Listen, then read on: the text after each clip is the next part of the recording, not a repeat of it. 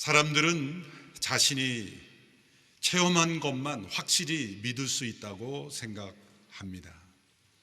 많은 어르신들이 예수님을 믿지 않는 이유 중 하나도 그것입니다. 조상적부터 내려오는 익숙한 문화, 관습, 또 그 안에 숨어 있는 신념, 그것을 확실하다고 여기고 이제 새로운 세계로 믿음의 발걸음을 내딛는 것을 불확실하다고 생각합니다. 그러나 과연 우리는 내가 체험한 것만 확실히 믿고 사는 것일까요? 그렇지 않습니다. 우리들은 언제나 신비의 영역을 탐구하며 그것을 확인하며 살아갈 뿐입니다. 사람들이 확실하다고 믿는 과학적 지식, 과학적 발견은 모두 신비에 대한 탐험에서 이루어진 것입니다. 저 하늘의 신비한 별들을 보며 천문학을 발전시켰습니다. 이 지구의 땅의 신비를 발견하며 지질학이 발전되었습니다. 이 땅에 존재하는 생명의 이 신비를 탐구하며 생물학이 그리고 생명공학이 발전되어 온 것입니다. 그러나 과학이 아직 발견하지 못한 얼마나 많은 신비의 영역이 있습니까? 아직도 확인되지 않고 규명되지 않는 신비의 세계가 훨씬 더 많습니다. 겸손하고 정직한 학자일수록 아직 우리가 아는 것보다 모르는 것이 훨씬 많다라고 인정합니다. 교만한 사람일수록 자신이 아는 것이 전부라고 생각하며 자신이 체험한 것만 확실하다고 생각을 합니다. 그러나 인간은 언제나 우리가 알지 못하는 신비의 영역에 경외심과 기대감을 가지고 발견해 나가는 존재일 뿐입니다. 우리 인간들이 볼 때 우리보다 낮은 차원의 존재들이 분명히 있습니다.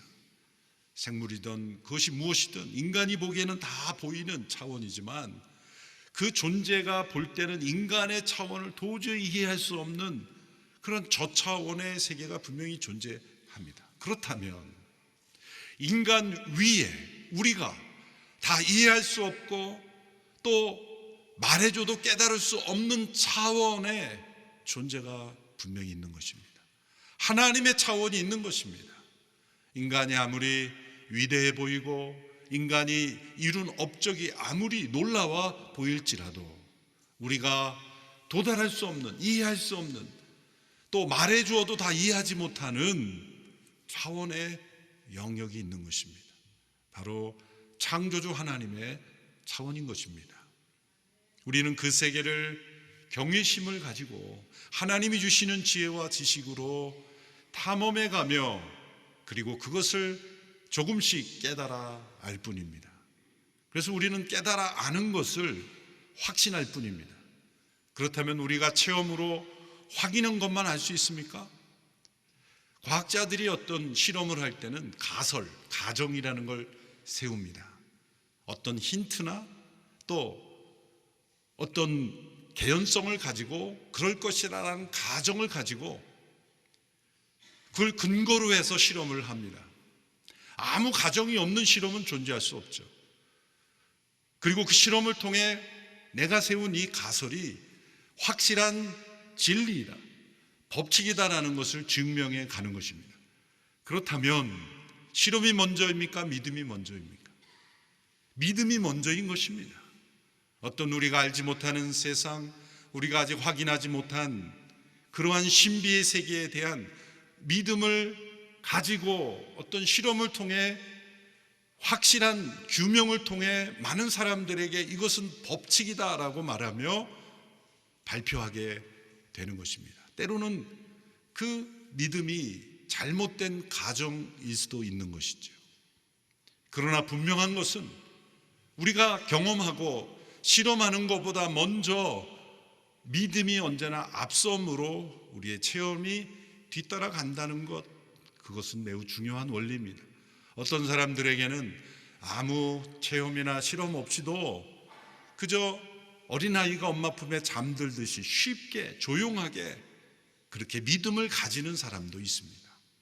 어떤 사람은 많은 의심과 실험과 체험을 통해서 믿음을 가지고서도 평생 또 다른 체험과 또 다른 확신을 구하는 그런 뿌리 깊은 의심에 빠져 있는 사람들도 여전히 있습니다. 예수님의 제자 가운데 도마라는 사람이 바로 그러한 사람이었습니다. 부활하신 예수님께서 여러 번 나타나시며 지난주에 살펴본 대로 개인적으로 만나주신 첫 번째 증인이 막달라 마리아였습니다. 그리고 또한 나타나신 사람이 사도 베드로였습니다. 그리고 도마였습니다. 모두가 사연이 있습니다.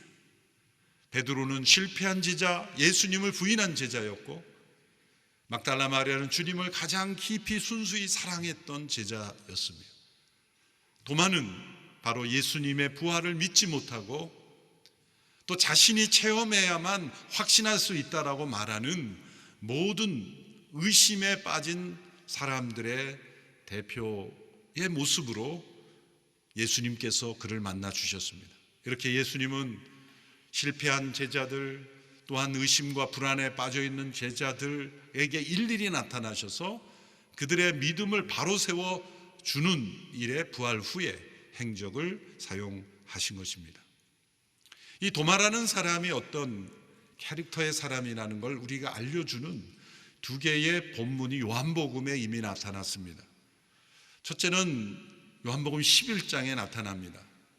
예수님께서 베다니에 나사로가 병들어 죽게 되었다는 소식을 듣고 베다니로 가려고 하십니다. 그때 제자들이 말립니다. 이미 베다니에는 음모가 진행되어 있었고 그 소식이 제자들에게까지 알려졌기 때문입니다. 예수님 베다니로 가면 위험하십니다. 제자들이 말렸습니다. 그때 도마가 돌출 발언을 합니다. 우리도 주와 함께 죽으러 가자. 예수님이 만일 죽으셔야 한다면 우리도 함께 죽어야지 라는 발언을 합니다. 제자들이 모두 당황했을 겁니다. 이 단면을 보할 때 도마는 매우 우직하고 또 충직한 충성스러운 사람이라는 걸 알 수가 있습니다. 14장에 가보면 또다시 도마가 등장합니다.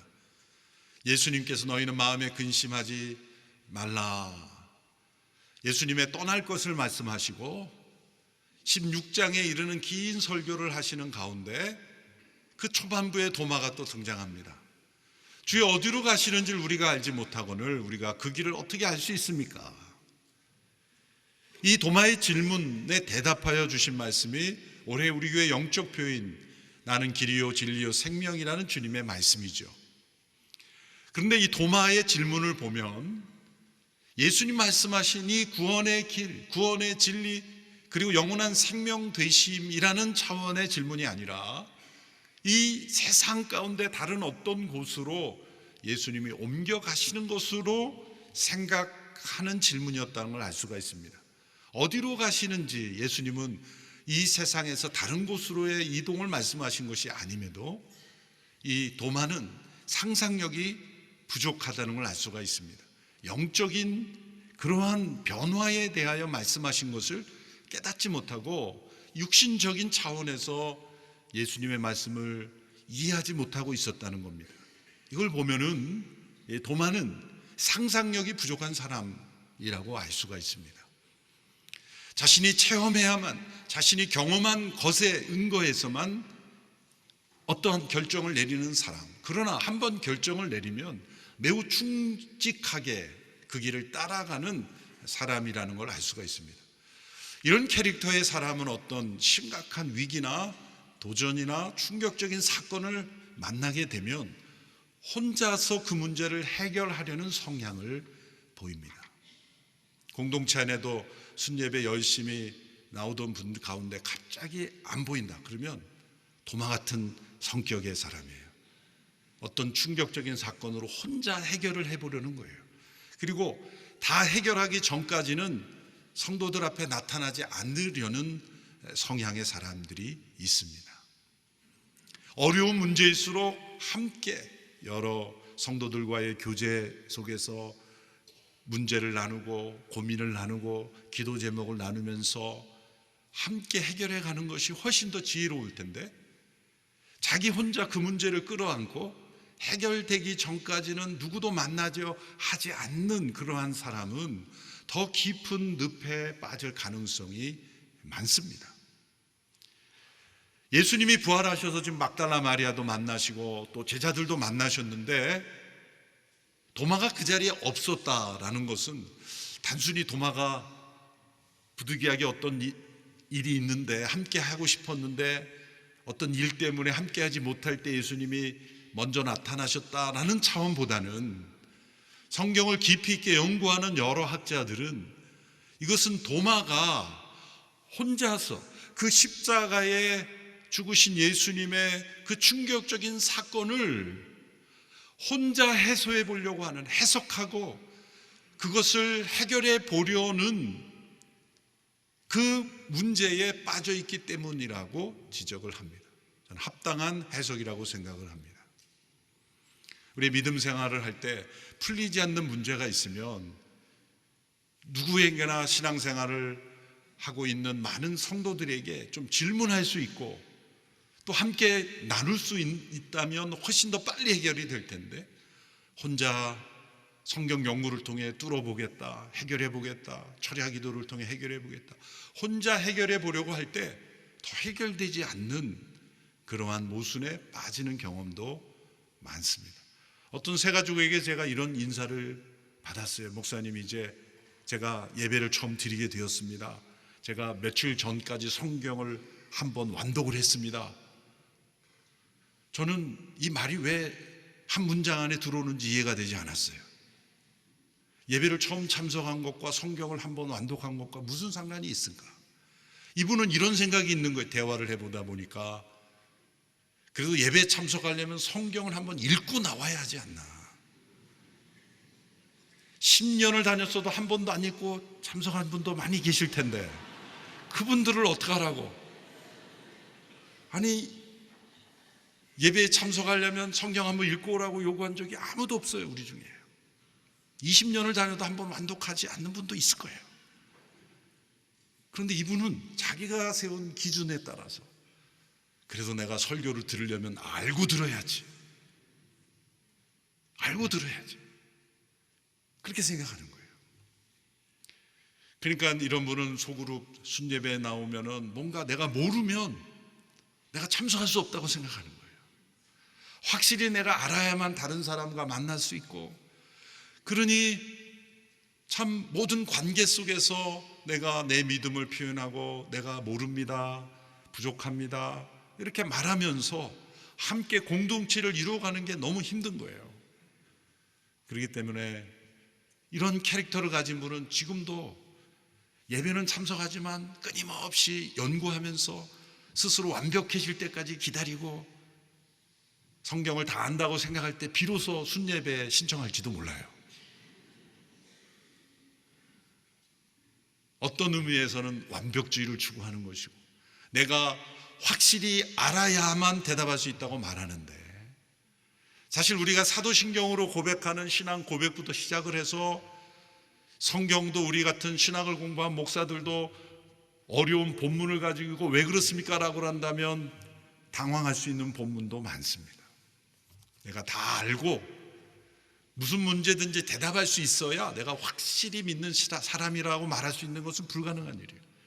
사도신경에서 우리의 고백하는 대로 나는 천지를 창조하신 하나님 아버지를 믿습니다라고 시작해서 하는데 그 안에 들어있는 삼위일체 하나님의 역사하심, 이 성령의 놀라운 역사하심, 하늘과 새 땅의 놀라운 비전, 다 우리가 과학적으로 또 논리적으로 설명할 수 있어서 믿는 것이 아니라 하나님의 말씀에 나타난 하나님의 증거를 믿는 것이고, 역사 속에 나타난, 교회 역사 속에 나타난 믿음의 선배들의 믿음과 삶의 신앙을 우리가 믿음으로 받아들이는 것이지 다 내가 체험함으로 믿는 것은 아닙니다. 불가능한 일입니다. 왜냐하면 다른 차원의 우리를 창조하신 하나님의 영역의 일들이기 때문입니다.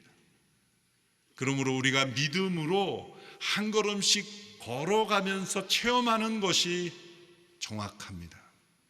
내가 다 확실히 체험하고 대답할 수 있을 때 나는 믿는다라고 말하는 것은 어떤 의미에서는 교만이요 어리석은 것입니다. 도마가 지금 예수님의 십자가의 죽음 앞에서 그것을 해석하느라고 혼자 있었을 가능성이 높은 것입니다. 제자들은 어리둥절하고 당황하고 이게 어떻게 된 일이지? 이거 어떻게 해야 돼? 우리 집 앞으로 어떻게 해야 할까?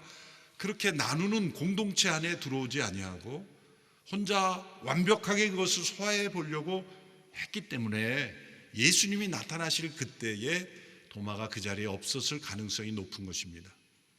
그러나 8일 후에 예수님은 이 도마에게 찾아오시기 위하여 제자들에게 다시 나타나셨습니다. 도마는 제자들에게 이렇게 말했죠. 내 눈으로 직접 주님을 보고 내 손가락을 주님의 못자락에 그 못자국에 넣어보고 내 손을 그 창에 찔린 허리에 넣어보지 않고는 믿지 않겠다. 여러분, 이 말을 가만히 보면 증거가 있으면 내가 믿겠다가 아니라 사실은 도마의 말은 나는 무조건 믿을 수 없다는 말입니다. 창자국에 손을 넣고 허리에 손을 넣어보겠다. 여러분, 얼마나 무리한 말입니까? 여러분 앞에 몸에 큰 흉터가 있는 분을 만났는데 내가 그 흉터가 진짜인지 한번 만져보겠다. 얼마나 실례입니까? 십자가의 흔적에 내가 손을 넣어 만져봐야 믿겠다는 것은 사실은 나는 못 믿겠다는 거예요. 불신에 가까운 것입니다. 그런데 예수님께서 8일 후에 막달라 마리아와 제자들 만난 8일 후에 나타나셨습니다. 평강이 있을지어다 인사하시고 나서 곧바로 도마에게 시선을 향하셨어요. 그리고 말씀하셨어요. 도마야, 내 손을 내밀어 내 못자국에 넣어보고 내 허리에 손을 넣어보라. 도마가 얼마나 당황했을까요? 이 장면을 필름으로 만든다면 놀라는 연기를 잘하는 연기자가 해야 되는 거예요. 얼마나 놀랐을까? 왜? 예수님이 안 계실 때, 보이지 않을 때 다른 제자들에게 한 말을 예수님이 직접 도마에게 하고 계시니 도마가 얼마나 놀랐을까요? 이걸 통해서 알 수 있는 것은 부활하신 예수님이 계신 곳은 우리가 사는 이 세상과 단절된 곳이 아니라는 겁니다. 부활하신 예수님 우리의 대화를 듣고 계시고 나의 말을 듣고 나의 행실을 보고 계시는 분이라는 겁니다. 도마가 예수님이 만져보고 넣어보라 그랬을 때 네, 그러시죠. 한번 확인해 봅시다. 그랬을까요? 감히 그럴 수가 없는 거죠. 그것은 내가 만져보면 믿겠다는 게 아니라 못 믿겠다는 표현이었기 때문이죠.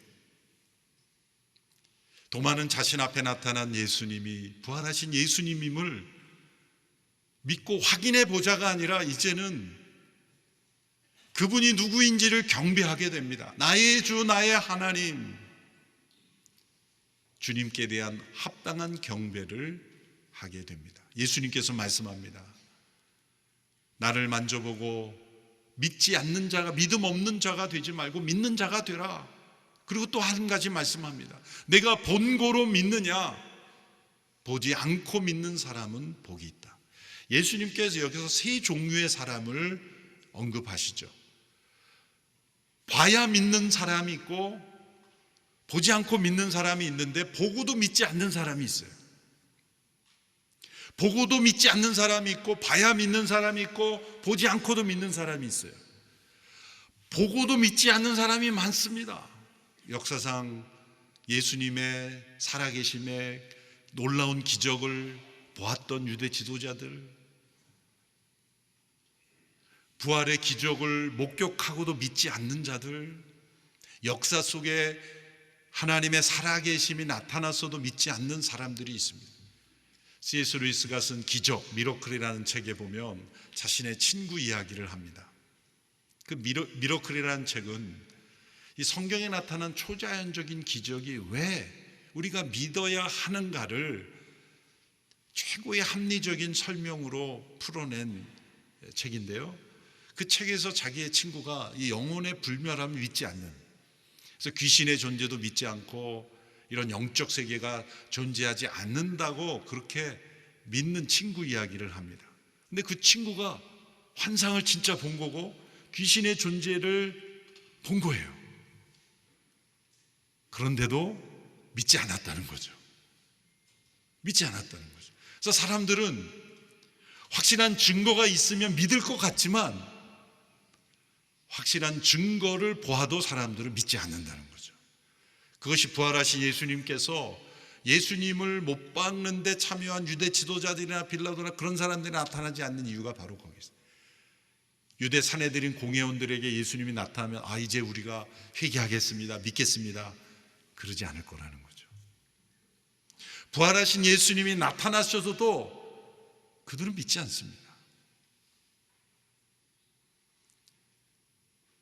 그런데 예수님이 나타나시면 믿는 사람들은 있어요.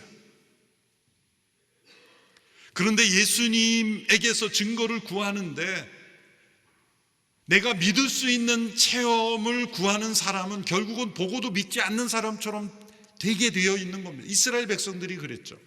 수많은 역사의 기적과 표적이 나타났지만 그들은 결국 또다시 믿지 않는 불순종으로 떨어졌죠. 유대인들은 끊임없이 표적을 구했지만 하나님께서 이미 주시는 표적, 이미 주신 증거를 믿지 않는 사람들은 또 다른 표적을 구하다가 결국은 불순종하게 되는 거예요. 보고도 믿지 않는 사람이 되는 겁니다. 그럼 우리가 추구해야 되는 것은 찬송가의 고백대로 이미 얻은 증거대로 늘 믿는 것입니다. 보지 않고도 믿는 자가 복되다는 것은 아무 증거 없이 믿으라는 뜻이 아닙니다. 이미 우리에게 주신 증거가 충분하니 그 증거로 만족하고 믿는 자가 될 때 하나님께서 우리의 삶에 필요한 체험을 주신다는 겁니다.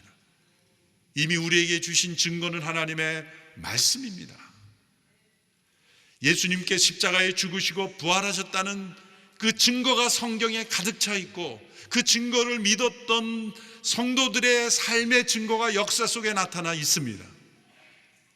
그런데 내가 확신할 수 있는 증거를 보이시오, 도마처럼 내가 만져보고 내가 체험하야만 믿겠습니다라고 할 때 그 믿음은 그것을 보아도 믿지 않는 또 다른 표적과 체험만을 구하는 사람으로 되어버리고 마는 거예요.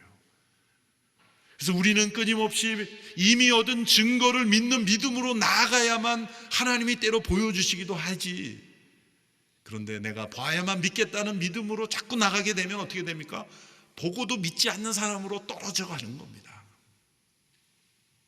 저도 고등학교 2학년 때 예수님 보여달라고 때를 썼던 기억이 있습니다.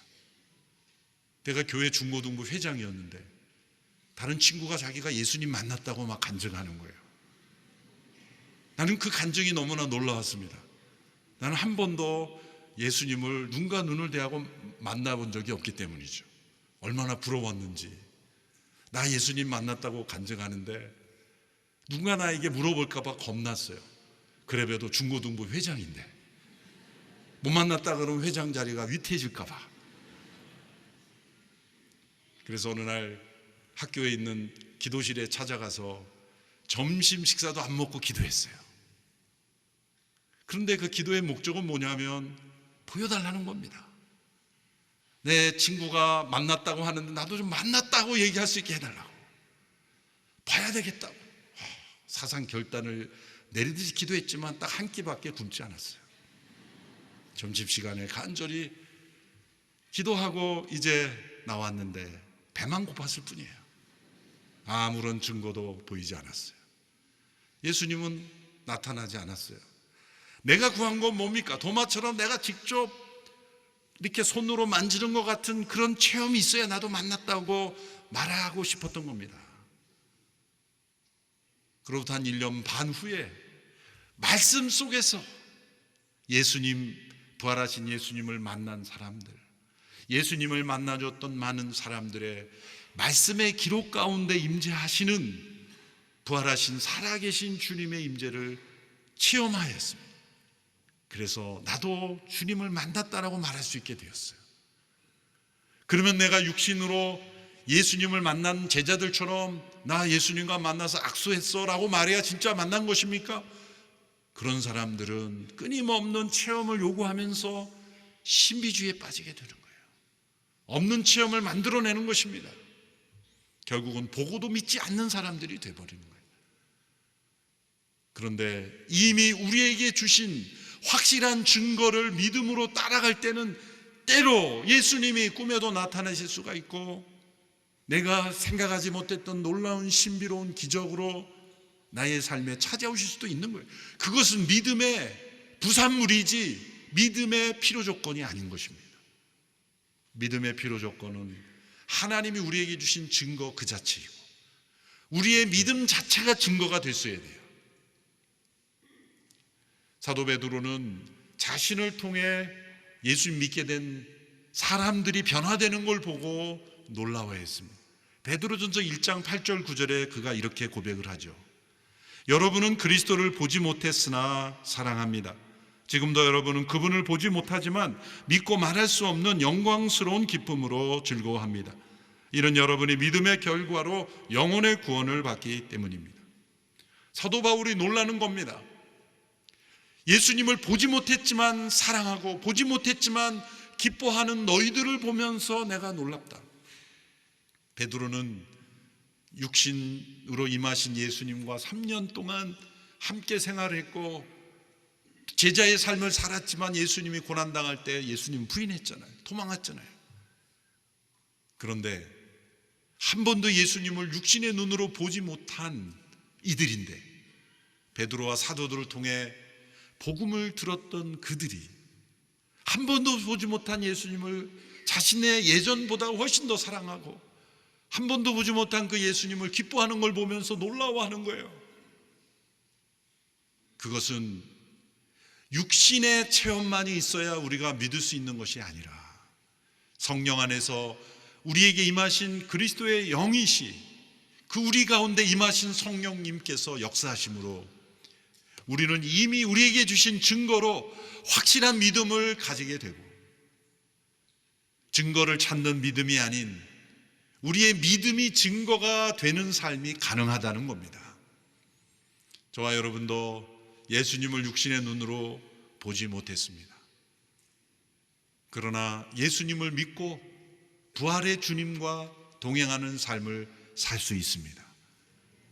내가 확실하게 말할 수 있는 체험이 있어야 된다는 말하는 사람은 틀림없이 그런 체험이 있어도 보고도 믿지 않는 사람으로 떨어져 버립니다. 그러나 이 눈에 아무 증거 보이지 않아도 이미 얻은 증거를 믿고 믿음으로 순종하며 살아가는 사람에게는 놀라운 하나님이 주시는 그 증거가 그들의 삶이 증거가 될 것입니다. 그 믿음 자체가 증거가 될 줄로 믿습니다. 보지 않고도 믿는 사람은 복이 있다 하신 그 말씀처럼 이런 복된 믿음 다 되시기를 주님의 이름으로 축원합니다. 기도하겠습니다. 하나님 아버지, 보지 않고도 충만한 믿음의 삶을 살 수 있는 놀라운 믿음의 삶으로 인도하여 주셨으니 감사합니다. 이미 우리에게 주신 성경의 증거와 예수 그리스도의 십자가와 부활의 증거와 역사 속의 믿음의 선배들의 충분한 증거로 우리의 믿음이 날마다 새로워지게 하여 주시옵시고 우리의 삶이 증거가 되게 하시고 우리의 믿음이 또 다른 이의 믿음의 증거가 되는 복된 삶이 되게 하여 주옵소서. 세상 사람들은 이제는 과학 이성조차 믿지 아니하고 자신의 느낌을 기준으로 살아가려고 몸부림치고 있습니다. 하나님의 창조 질서를 무너뜨리며 하나님을 믿지 않을 뿐만 아니라 자신을 믿고 살 수 있다고 생각하고 있습니다. 이 어지러운 세대 속에 참된 믿음의 삶을 살아내므로 하나님의 살아계심을 증거할 수 있는 모든 믿음의 성도들 다 되게 하여 주시옵소서. 예수님의 이름으로 기도하옵나이다. 아멘.